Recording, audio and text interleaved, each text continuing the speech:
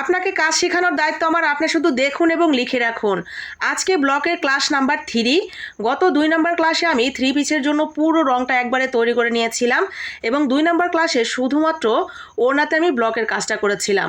আর আজকে আমি জামা এবং পায়জামা দুটোতেই কিভাবে রং করি তো সেই ব্লকটা আপনাদের সামনে তুলে ধরছি এবং খুঁটিনাটি যাবতীয় সব কিছু এখানেও বলার চেষ্টা করব যতটুকু জানানো যায় আজকে। তো গত পর্বে আমি দেখিয়েছিলাম যে কিভাবে পুরো 3 পিসের জন্য আপনি রংটা বানিয়ে নেবেন।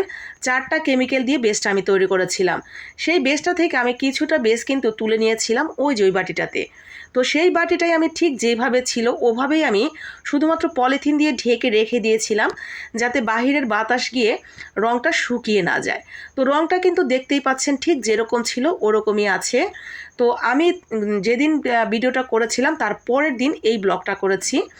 তো আজকে আমরা সেই বেসটা থেকে আরেকটু বেস অন্য বাটিতে তুলে নিয়ে আমি যে ওড়নার কাজটা করেছিলাম ওড়নার যে কালারটা সেই কালারটার সাথে ম্যাচ রেখে বেসটার সাথে আমি সামান্য একটু ইয়েলোর কালার মিশিয়ে তার সাথে আমি সুন্দর একটা কালার তৈরি করে নিয়েছি।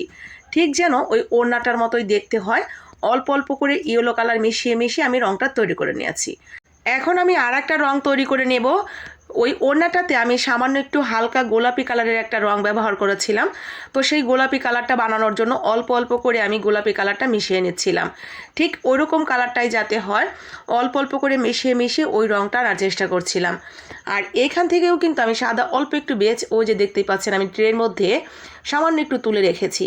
যদি কোথাও প্রয়োজন হয় তো তাহলে আমি ওই বেসটা দিয়ে আবার একটা কালার তৈরি করে আমি দিতে পারবো। তো ঠিক এরকম করে আমি 2টা কালার তৈরি করে নিয়েছি। আর 3 পিসের কালারটা এই যে এরকম।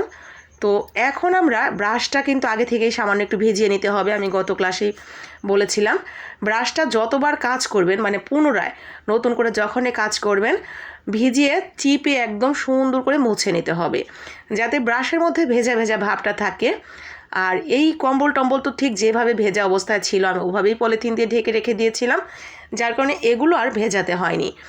আর এই ডাইসগুলো কিন্তু অবশ্যই আপনাকে ধুয়ে রাখতে হবে। আমি যে গত 2 নম্বর ক্লাসে দেখিয়েছিলাম ডাইসগুলো ব্যবহার করেছি ওনার কাজে।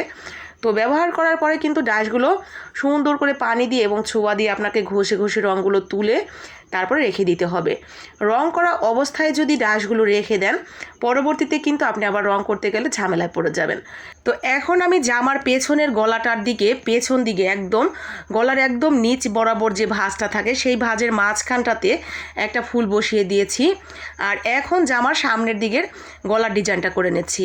আর এই কাপড়টা হলো আপনার বয়েল কাপড়, গজ কাপড়, নর্মাল যে কাপড়। তো সেই গজ কাপড় এটা যেহেতু 2 হাত বহরের কাপড় তো আমাদের এক্সট্রা করে কিন্তু হাতার কাপড় আলাদা করে কিনতে হবে। আপনি হাতাটা কত বড় রাখতে চান সেই অনুসারে লম্বার মাপ নিয়ে কিনে নেবেন। আমি হাফ গজ নিয়েছি 3/4 হাতা বানাবো তার জন্য। তো এখন এখানে আমার গলার কাজটা কিন্তু শেষ। এখন করছি নিচের জামার নিচের দিকের যে ডিজাইনটা নিচের পোর্শনের। আর নিচের দিকে কিছুটা কাপড় আপনাকে ছেড়ে তারপরে ডিজাইনটা তুলে নিতে হবে সেলাই করার জন্য। তো নিচের দিকে আমি 1.5 ইঞ্চির মতো কাপড়টা বাদ দিয়ে তার উপরে ডিজাইনটা তুলে নিয়েছি।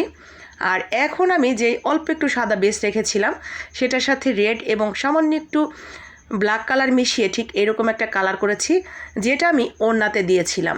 তো ওড়নার সাথে ম্যাচিং রাখার জন্য আমি জায়গায় জায়গায় এরকম একটু একটু তুলির ছোঁয়া দিয়ে দিয়েছি। আর পুরো আমি পেছনে এবং সামনে সব জায়গায় কিন্তু ছিটা দিয়ে দিয়েছি, দেখতে ভালো লাগবে। আর এখন আমি পায়জামার কাজটা করছি।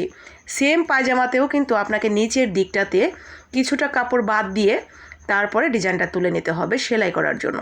তো পায়জামার পুরোটাতে আমি ছিটাটা দেইনি, জাস্ট আপনার গিরা পর্যন্ত উঠবে ঠিক এই পর্যন্ত আমি ছিটা দিয়ে 2 পাশেই একইভাবে করে নিয়েছি। এখন আমরা হাতার কাজটা করছি। হাতাতে পুরো কাপড়টা এরকম সমান করে লম্বালম্বিভাবে ঠিক একইভাবে আমি ডিজাইনটা করে নিয়েছি। তো এই তো ফাইনাল লুক আমার 3 পিসের জামা, ওড়না, পায়জামা, হাতা সব হয়ে গেছে। জানি না আপনাদের কাছে কেমন লাগছে অবশ্যই কমেন্ট বক্সে জানাবেন।